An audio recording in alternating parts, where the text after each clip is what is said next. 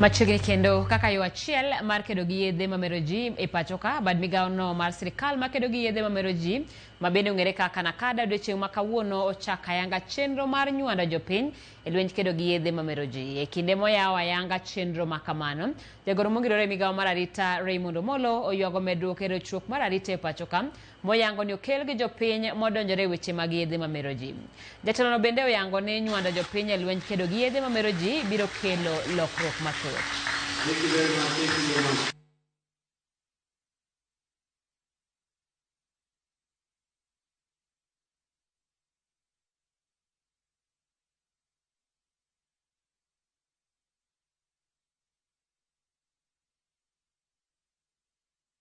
The cornerstone of this framework we are launching today is community ownership.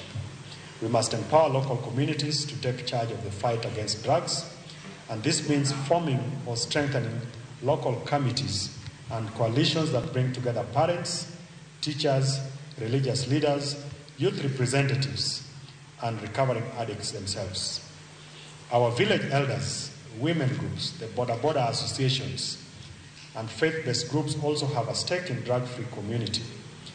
By giving them roles, whether it's reporting new drug hotspots, guiding youths, or fundraising for local rehabilitation initiatives, we ensure a shared responsibilities. The aspect here is evidence-based interventions at the community level.